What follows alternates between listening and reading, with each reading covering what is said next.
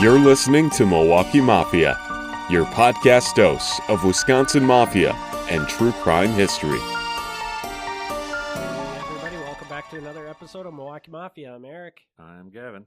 And we're back with Dirty Slots Part 2, Gavin. Is It that is correct? It is, yes. This is Dirty Slots Part 2. So you want to kick her off, just do a little recap of what we talked about last week, and then you can jump right into the... Yeah, so last time, Dirty Slots Part 1 was Sammy Taryn, and Sammy was a guy basically in the Twin Cities of Minnesota who ran jukeboxes around, he had jukebox routes, but he also get involved in various other criminal schemes. He would get in trouble for just about everything. Got in trouble with immigration authorities, like you do, because he was born in Russia, so he wasn't a citizen. And he ends up basically retiring into Florida and lives a happy life.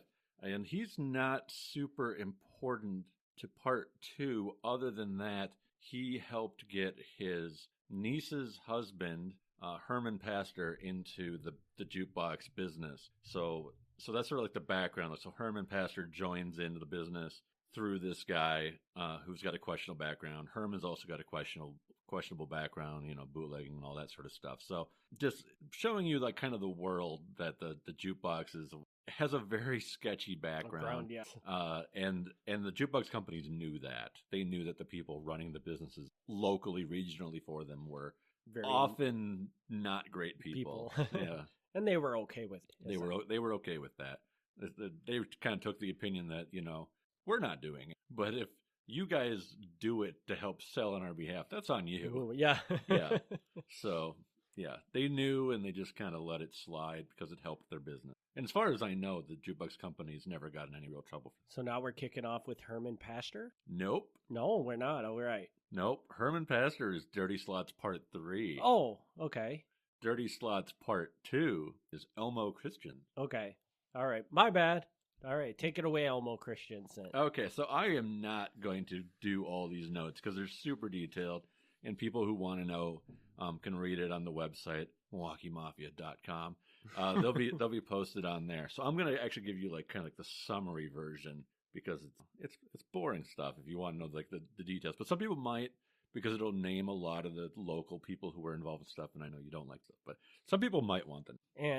And just to give you an idea, the notes that Gavin is holding are 9 pages long. Yes. So that gives you we would be here all evening into the morning if you went through everything. Yeah. So we're not going to do that. We're not going to do that. But so what happens is we've got a guy named Elmo Christian, and Elmo Christensen is in North Dakota. He's running for the position of Attorney General in North Dakota, and he wins the primary. And it's starting to look like he's going to win the main election. While he's running, he gets introduced to a guy named James Brastrup. And I don't know if I'm saying that right, but Brastrup is the closest I can come up with how you would say this. So I guess we'll just call him James. Keep that. Yeah. And he's told that this James would make an excellent campaign manager. And I don't know how this negotiation came about, but he agreed.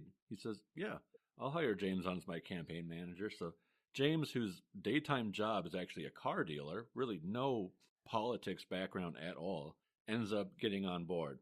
And James, knows a lot of people throughout North Dakota, Minnesota, Idaho, Wyoming, Montana, that whole region of the country, who are strongly interested in getting slot machines brought into their local taverns, bars, nightclubs, what have you. So you can already see where this is headed. Yes.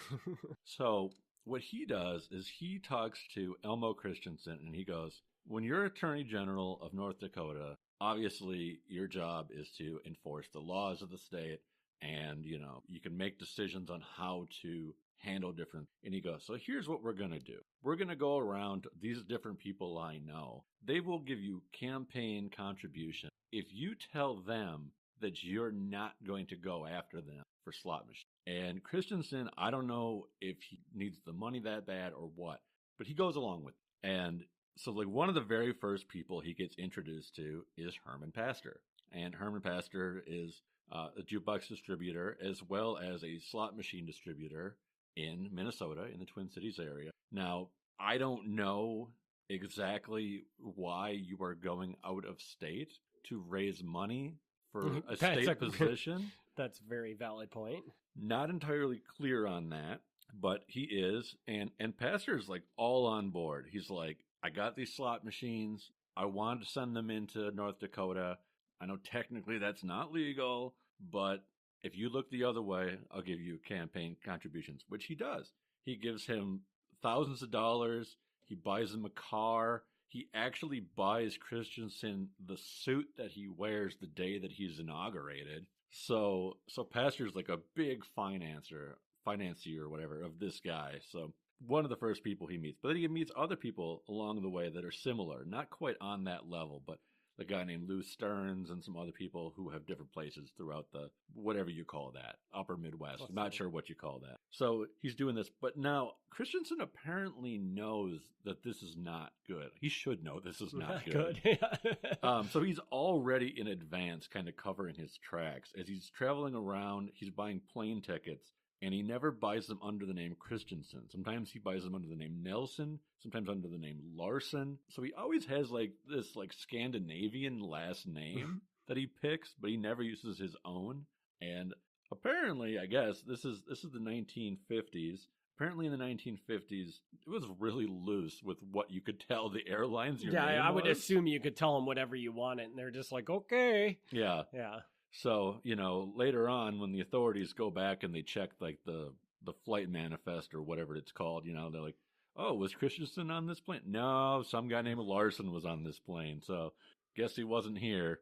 It's just that easy to lie about where you're flying, I guess. Is he doing this when he's going to visit these people that are contributing to him? Yes. Okay. So he's doing that and whatever. So while he's doing this, Herman Pastuer says, okay, I've got an in now. This is great. He also has different places around Minnesota, Iowa, and other places where he's going to start collecting slot machines. Because not only is it illegal to transport them from state to state, each state has its own separate laws. And apparently Minnesota must have a pretty relaxed law about slot machines. But like Iowa had just passed a law saying slot machines. So he has a representative in Iowa go around to all these different clubs and say, hey, can I buy your slot machine real cheap? Because first of the year, they're going to be illegal. So he ends up buying them really cheap, brings them back to Minnesota with the intention that he's then going to start being able to ship them out to North Dakota, Montana, wherever. He's got to travel through North Dakota to get to these places. So he's stockpiling, ready for the day that Christensen takes office. They're illegal in Iowa, but he can start shipping them in other places, which is not legal because you can't ship them across state lines.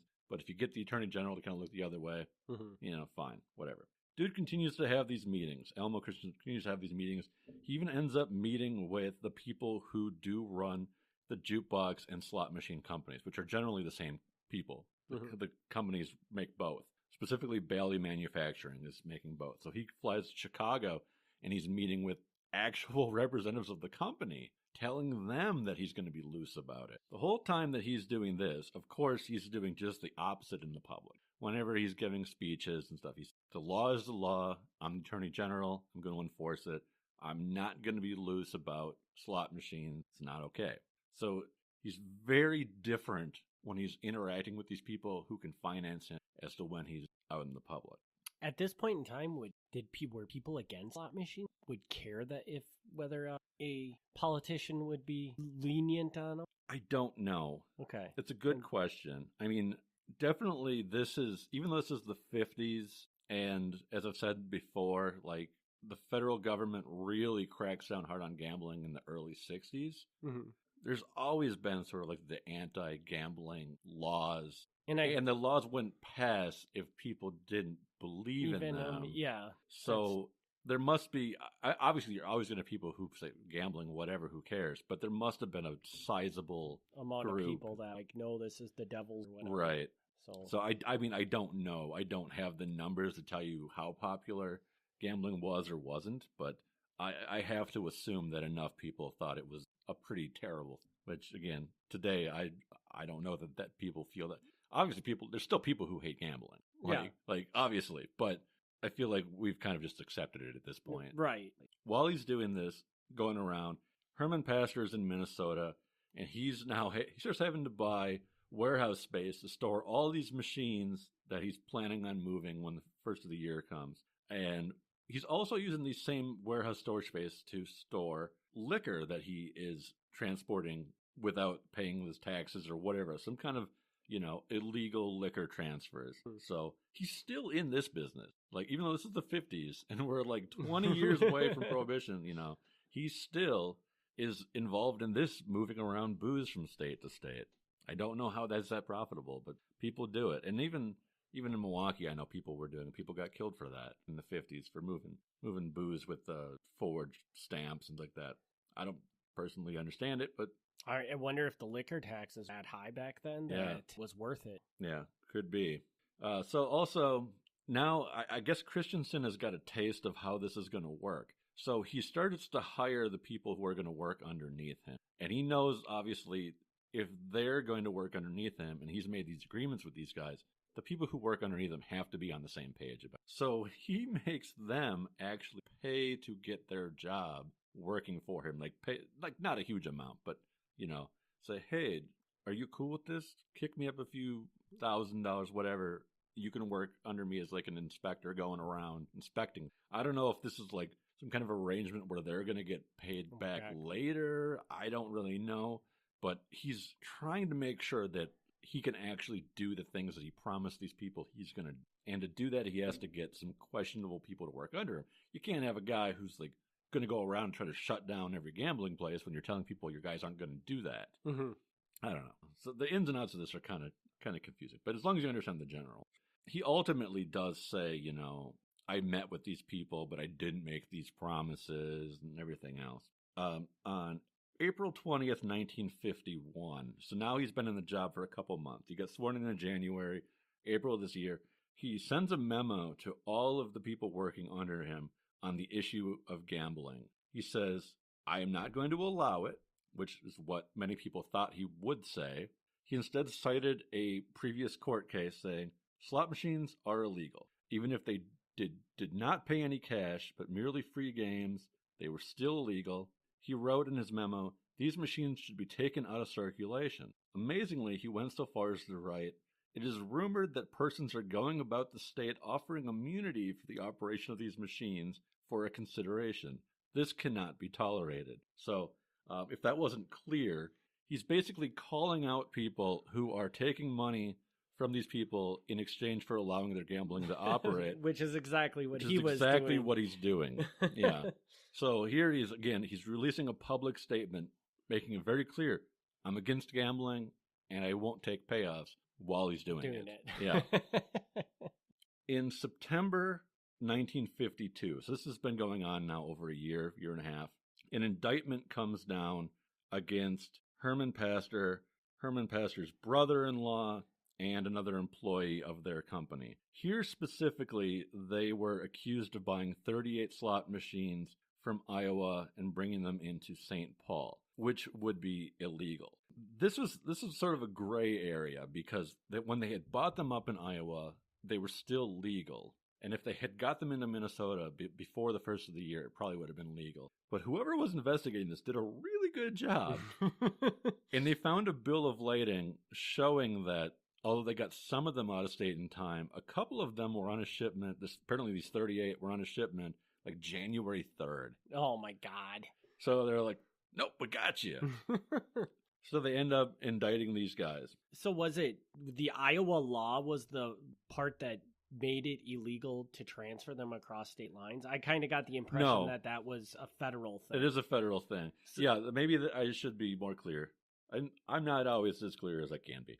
So these are actually two separate laws. Iowa had a state law that was going into effect, making them illegal in the state. Right. There was also a federal law going into effect at the same time. Okay. Called the Johnson Act that said you can't bring them across state lines. Gotcha. So it's a coincidence that they was both a state and a federal law going into effect. Gotcha. Yeah. Okay. So they did that. Shortly after they're indicted for this, a second indictment comes down for conspiracy to violate the Johnson Act. And this conspiracy indictment comes down against Herman Pastuer, Alan Nilva, his brother-in-law, and Elmo Christensen, the Attorney General of North Dakota. In the indictment, the the people prosecuting this named 21 overt acts, which is a legal term basically meaning there was 21 incidents where they could actually pinpoint exactly when, where, how they were violating these rules. So that's not good. And when, if they were like, oh, we found you on this one occasion. No, here's 21 times we can point to this. So that's bad. So now, because you said the politician that wasn't on this indictment. So does this mean that they've found instances of them bringing these into South Dakota? Yes.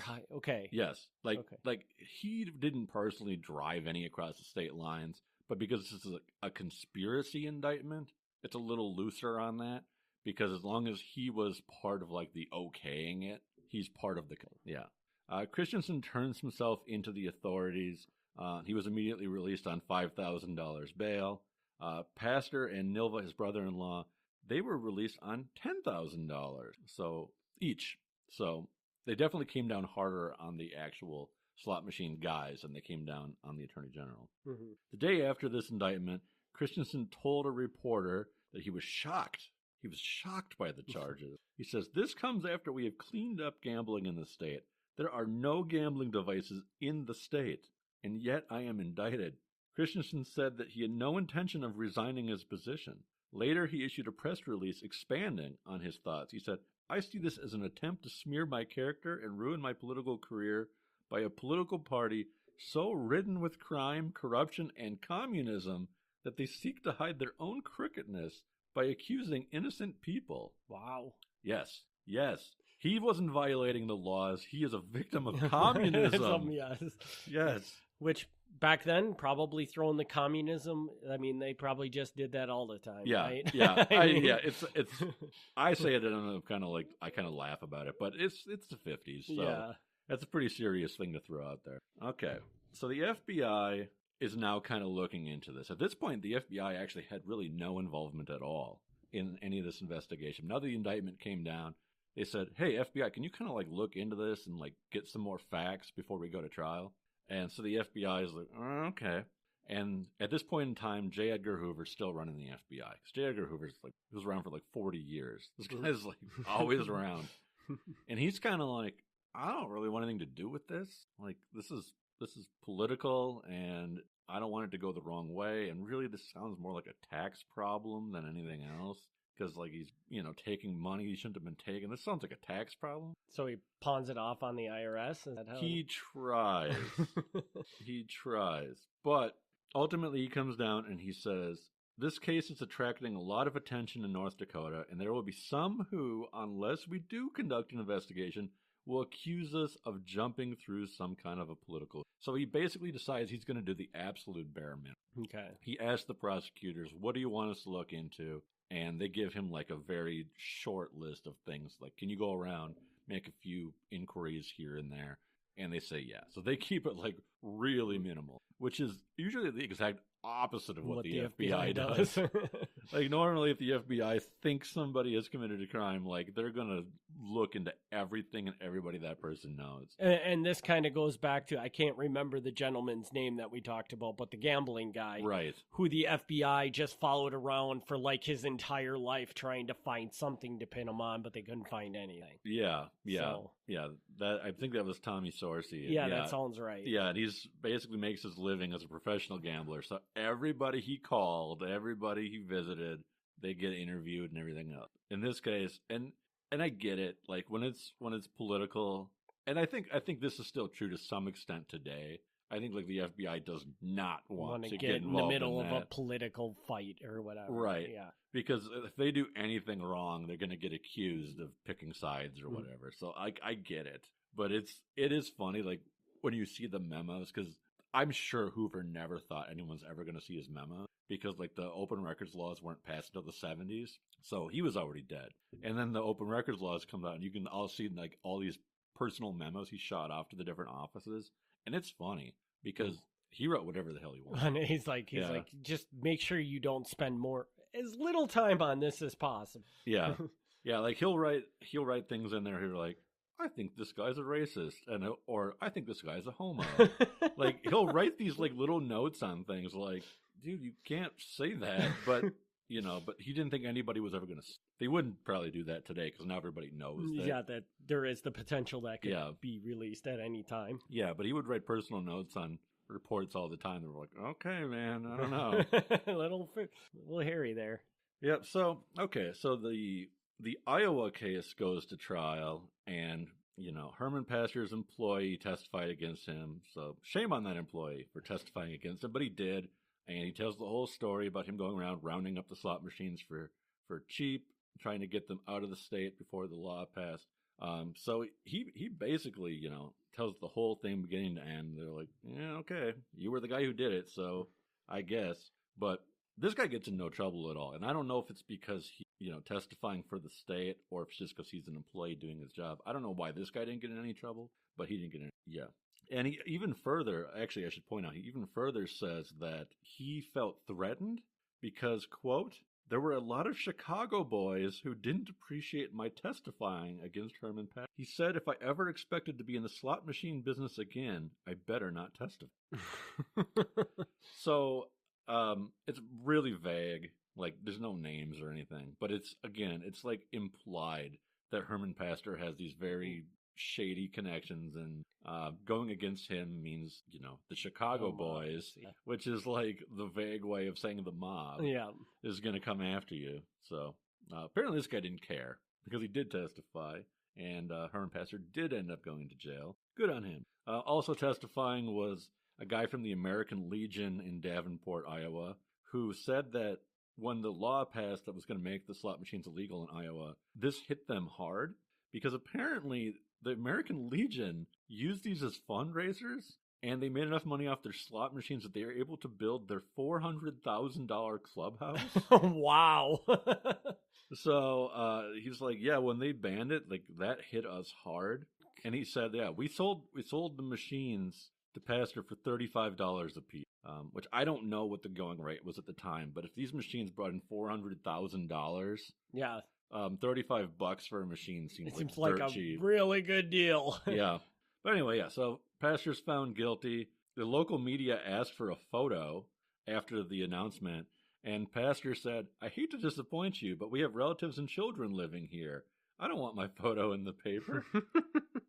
A motion for a new trial was filed, but that was rejected. So they were sentenced to 1 year and 1 day in federal prison. Wow, that's a random. That's pretty standard. 1 year and 1 day? 1 year and 1 day is pretty standard. Okay. My understand, I could be wrong on this, and somebody can write in and correct me, but my understanding is like if it's under a year, you go to jail. If it's over a year, you go to prison. Oh, okay. So it's like just 1 year and 1 day is just to make sure you go to a prison. Yeah. Gotcha.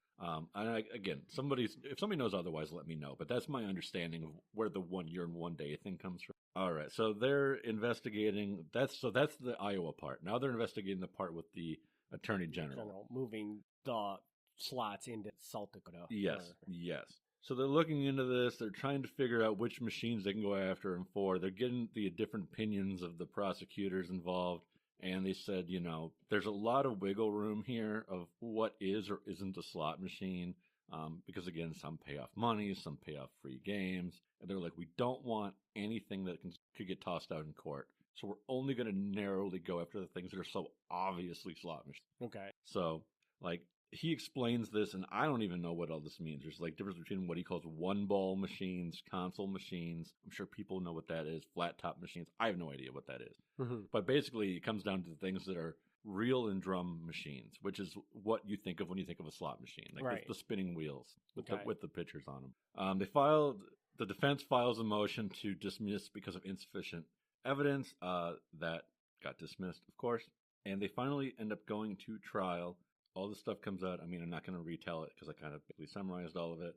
And they go to trial for this. And what do you suppose happens at a trial? Not guilty. Not guilty. I'm probably... Yeah. Okay. You're right.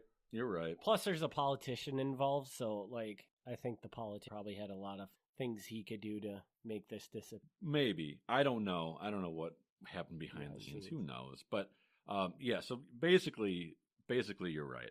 The three guys go on trial. Elmo Christensen gets found not guilty. He's acquitted. They let him go. The other two guys, Herman Pastuer and his brother-in-law, are each each essentially let go because they get a hung jury. The jury can't make a decision. So then at that point, they either have to let them go or they have to try it all over. The prosecutor at this point, they kind of got lucky, I guess, because the prosecutor's like, I'm about 6 months away from retirement, so I don't think I want to do it. So they basically... Wow, a hung jury. Yeah, which I don't even know how that happens because I don't know how this is debatable that they were bringing slot machines into other... Well, I mean... Unless they just couldn't get any club owners to testify that they did. Yeah, or... It seems pretty clear that they were. Or, there's a lot, like, if none of the club owners are willing to come forth and say where they got the slot machines from. Right. Or what, but... Yeah. I don't know. Yeah, it's really weird. And Christensen, like, at trial, he actually testifies in his own defense, which, as I'll say, every time somebody does this, don't do that. It's never good. It never works out in your favor. Apparently, this time it did because he got away with it. But his defense was that this entire story was dreamed up by James Brostrup, his campaign manager. He goes, any of the stuff about us bringing stuff across state lines, anything about me taking money from these club owners, all made up. This guy had a wild dream, and he told you this story. Right. Never happened. Which, again, going backwards, he never actually put the name Christensen on anything. So to prove that he was meeting with all these guys was hard to do other than with this campaign manager saying that he did. Yeah, and it's weird because you would think, I don't know, back in the 50s, like, you would think that there would be a very good paper trail showing this money. But we are back in the 50s, and who knows what that kind of stuff looks like in the 50s. Like, when you get a campaign contribution, is it a guy just giving you a pile of cash, or how does I'm it work? assuming in this case it's probably cash. Yeah. So, I mean, especially if you don't really want it known who you're getting the money from. I yeah. don't think they were doing it the right way. so yeah, it's weird. I mean, I'm kind of upset that the freaking politician gets away with. I mean, based on the way I'm going off the way you tell the story, this guy should have just been buried. But based off of the FBI investigation, it seems pretty clear this is more than just his campaign manager making up a story. Yeah. They were able to get a lot of people to say that he had met. But of course, getting the people that were really deeply involved, they'd have to kind of flip on him, and that's harder to. But yeah, it's funny. So at the trial, when the jury comes back and is like, "Yeah, you guys are good to go," the judge actually then speaks to the jury on the record, and he says, "I am disappointed, but I'm sure your disagreement was a conscientious and honest one on the part of all of you." I find that interesting that the judge, who really has no part in this, because like when it's a jury trial, the judge basically just sits there to make sure the rules are followed. Mm-hmm. Like, for him to basically say, "Yeah, these guys were guilty and you screwed it up," like, I don't think he's supposed to say that. So it's kind of weird. But he's nice about it. He's like, I'm sure you thought very hard about you, even though it was wrong. Yeah.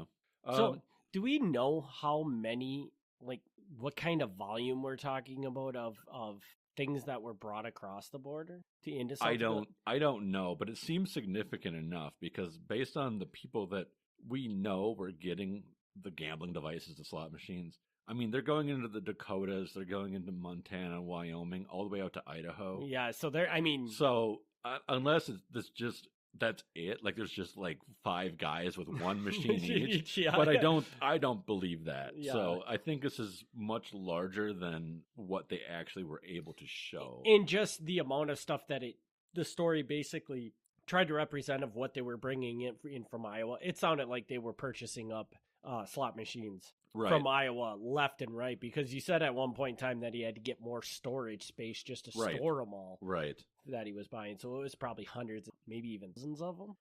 Possible. Yeah. I mean, yeah. And some of these answers might be in the, like, I'm skimming a lot to try to get through this. So some of them might even be, but like I said, if people want, like, it'll be online, you can read it, but it's so much of this is like the nitty gritty of all the names of like the different club owners, and it'll just make the story more confusing than it already is to try to throw that in. But if you're interested, like if you live in Idaho and you want to know like who the slot machine owners were in Idaho, we got that information. So there is that. There isn't a lot more. Actually, there's only one more thing. So if you got a question, throw it out there. But otherwise, I only got one little final follow-up. Well, I guess... No, you finish it up because my next question would make most sense after. So. Okay, so the only other thing is that another piece of this dragged on in court for a while. So the brother-in-law of Herman Pastuer also happens to be an attorney. And he ends up getting in trouble for contempt of court because they had subpoenaed various documents related to the Elmo Christensen case, and he never provided them. He purposely would not give them whatever records he had. I don't know if it was like accounting or what it was, but whatever they requested, he wouldn't give them. This dragged on in court all the way up to 1957. He ultimately was sent to jail for 90 days for contempt of court, which is pretty good because they wanted to get him a year in jail. But he dragged this on so long, he got it down to 90 days. And he never did end up having to turn in the documents because the case was thrown out later. So he might have had like the smoking gun documents, but because he didn't turn them over, they got away, and he only had to do 90 days. So, well, good for him, I guess. Yeah. So I don't know. That's a big no-no. If you're even if you're not an attorney, but if you're an attorney and you get subpoenaed, you're supposed to turn over your stuff, But I guess if you're willing to get contempt of court and go to jail for it, that's on you. So I guess my final question of this episode is okay, where does the story go now? Because all right, we got him in jail, like Herman Pastuer is in jail, right? Yes. And you said that the third part is about Herman Pastuer. Yes. So does he get out of jail and just pick up right where he left off and start peddling more illegal equipment? I mean, I guess we'll see next time. The third part is actually the shortest of the 3 parts. This is all just building up. Like, so the first part, again, Sammy Taryn, we're showing like this is the background, like he's surrounded with these I want to say criminals, but it's like that doesn't seem like the right way to say it. Like just these questionable guys in Minnesota. Brings in Herman Pastuer. Herman Pastuer kind of learns underneath him, does more criminal stuff, gets bigger, more successful, has his business not only in the Twin Cities, but then relevant to our podcast, he has his second office in Milwaukee. So he's also going back and forth between the two, doing this jukebox thing. Gets in trouble now with the Dakotas, and he'll come back to the story next time. And yeah, I don't know if I really want to say too much, but it's the shortest of the 3, and we'll kind of see where things end up for Herman Pastuer in part 3. He's probably going to turn into a billionaire real estate investor, and I'm just kidding. That is actually damn near perfectly spot on. Is it really? Yeah. No. Yeah, that's almost exactly right. Well, so there's not even going to be crime in the next one? No, there is. There is. But that is actually, he goes really hard into real estate. So you're actually spot on. We may have said that at some point. So yeah. I might not be that close. Maybe not, but that is true. He still has the jukebox thing, but I think he goes really deep into real estate, more so. All right. Well, I don't have any other questions. As always, we do have a Patreon. Yes. And we have new tiers on the Patreon. They get you free books, free invites to be on the podcast with. Yes. So, and as always, free bonus. So if you're interested in that, jump over to MilwaukeeMafia.com. Check that out. Gavin, I believe people can contact you. How do they do that? They can. They can. If you go to MilwaukeeMafia.com, there should be links on there. Otherwise, the direct way is MilwaukeeMafia@gmail.com. I think I've been making this clear, but I'm actually trying to slowly dissolve the Facebook at this point because I just hate it that much. But before I dissolve it completely, we are working on setting up a mailing list, which for all I know could be active by the time this comes out. But as of this recording, it is not active. So we are working on getting a mailing list to replace the Facebook. That is very true, and we will let you know as soon as that is. Hear all the fun things that Gavin's working through there. As always, we appreciate everybody's continued support, and we will be back in 2 weeks with the conclusion to the, I forget what, Dirty Slots series. Dirty Slots that's series. What it's called. Yes, and the third, I guarantee the third one will be the best. Like this one, I like this story, but I know that like because it does drag down in the weeds, it's probably not the most interesting. But the payoff is coming. It is a good story though. Like, yeah. And I think it's really regardless of anything, I think it's really interesting to see how these like underworld things work. Yeah. You know, like the crazy things people get into, I just find really. Yeah, and so I know we're trying to wrap up, but like seriously, like who here knew that the Attorney General of North Dakota was like on federal trial for slot machines with mob guys?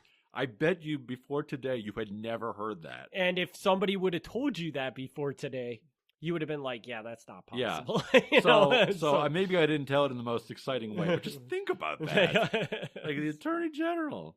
So, yeah, that's cool. It's a cool story. Well, I don't know if it's cool, but it's a cool story. Yeah.